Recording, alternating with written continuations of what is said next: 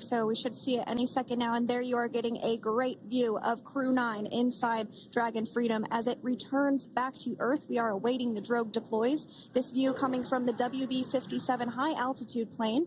And there you see it on your screen, drogue deployment. Drogue descent rate nominal. You can hear the crowd here. Visual on 2 healthy drogues. The crowd here very excited as Dragon Freedom continues to make its way back to planet Earth.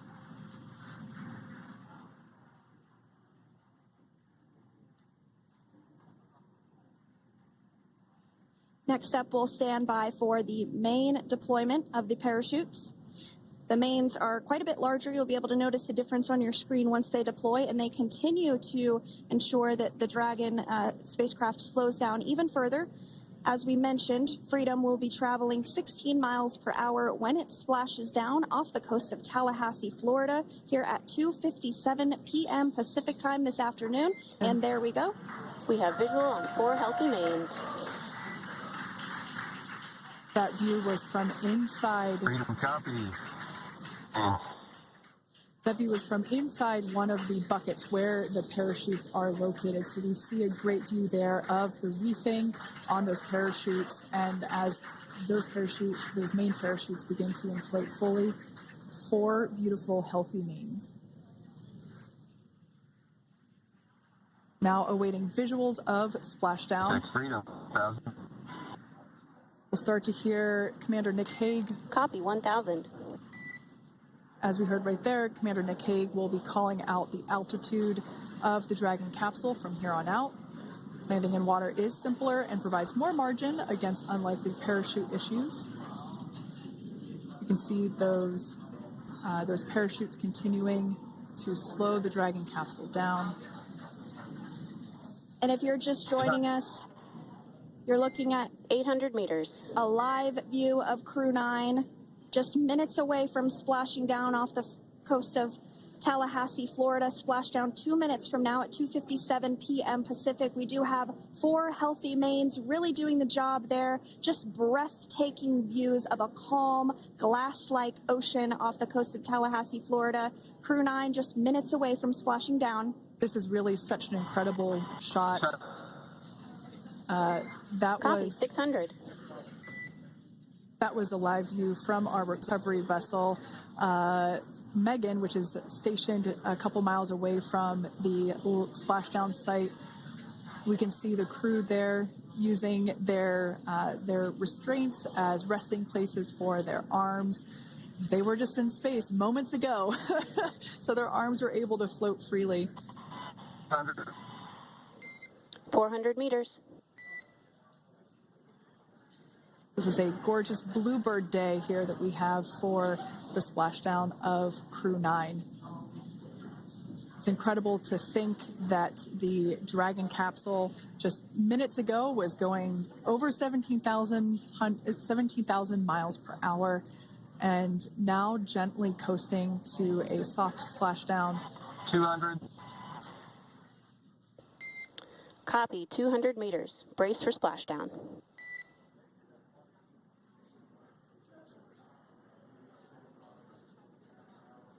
As you can see there on your screen, continuing to monitor progress of the Dragon spacecraft. And we're going to stand by for splashdown, located in the Gulf of America, off the coast of Tallahassee, Florida.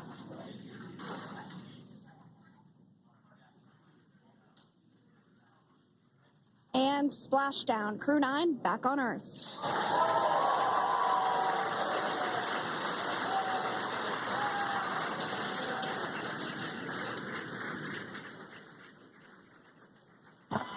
And SpaceX Freedom, splashdown. Good main release. Copy, splashdown. We see main chutes cut. Nick, Alex, Butch, Suni, on behalf of SpaceX, welcome home.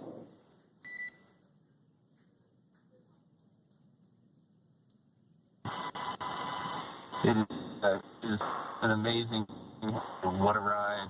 I see a capsule full of grins ear to ear.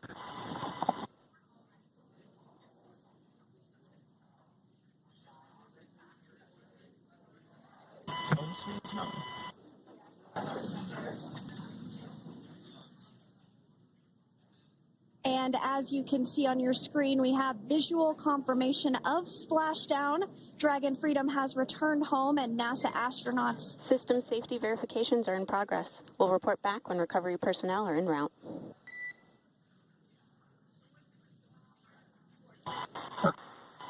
Understand. And, we're in section 2, 4.800 landing response. And looking for your word on this is necessary.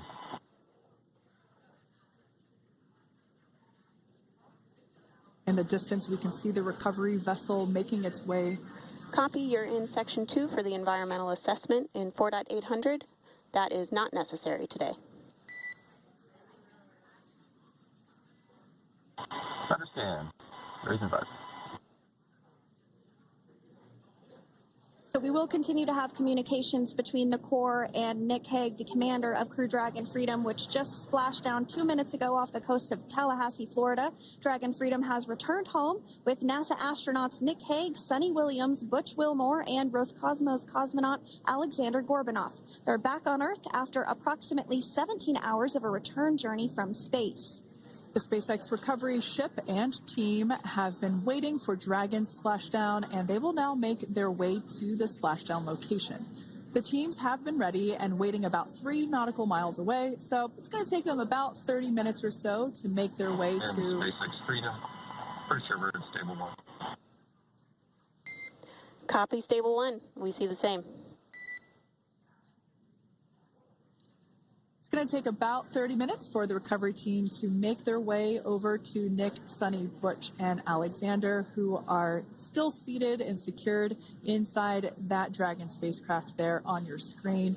Incredible views there of that thermal protection system, or TPS.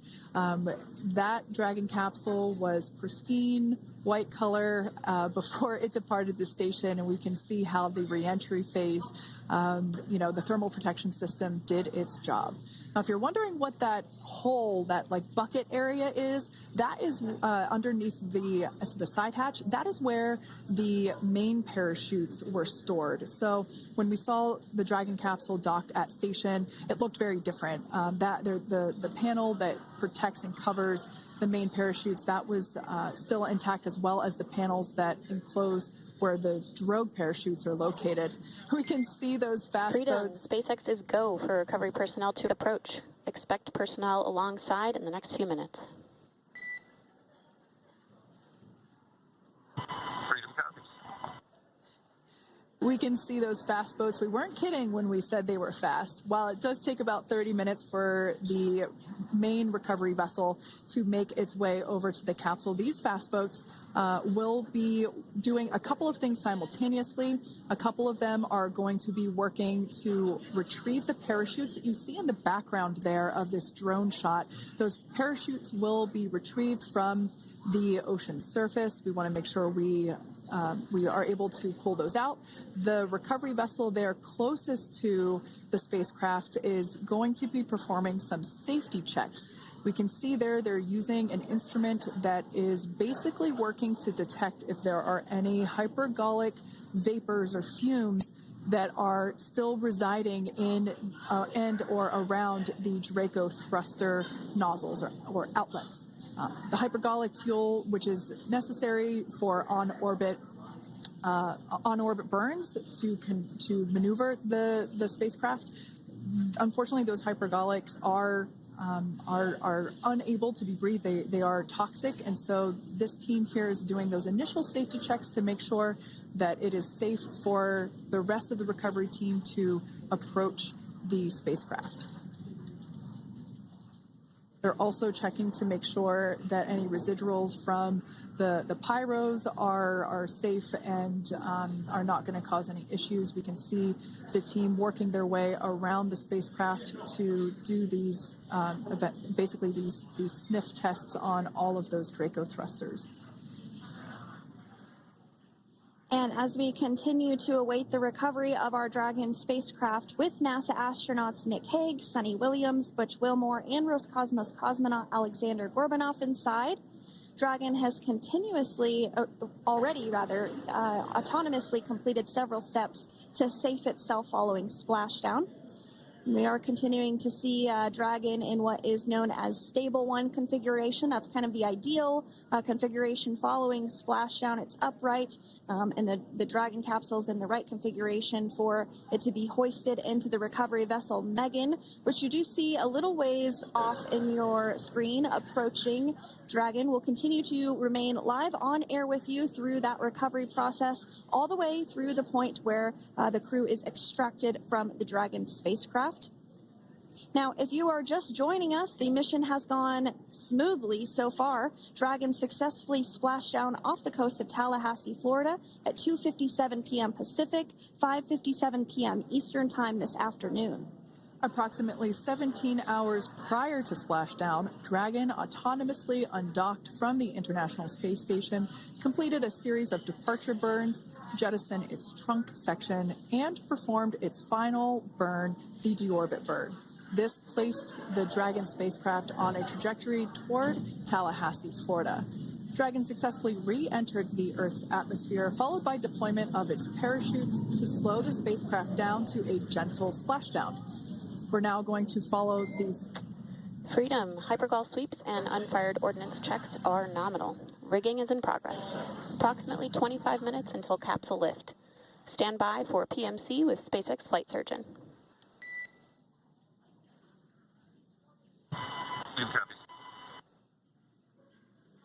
And so what we did just hear there was communications that those hypergol checks were complete.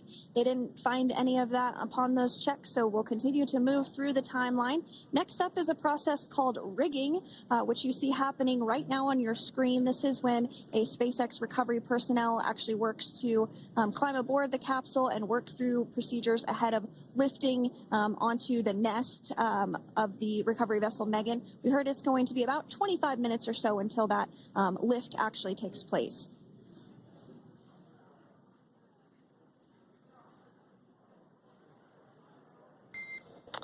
Okay, Freedom, the next call will be from the SpaceX flight surgeon on Dragon to Ground Private. Understand. Thank you. callouts there indicating that the crew will have the opportunity to do a quick check-in with the SpaceX flight surgeon. This is standard procedure for every Dragon spacecraft when it returns to Earth. It's just an initial check-in, make sure everybody is doing okay. They will also have another check-in with the flight surgeon once they are on board that recovery vessel that you see there in the background. We can now see that SpaceX recovery team member they're on top of the Dragon spacecraft. They are going to be working to install plugs in the Draco thrusters to ensure that none of those, and to ensure that no more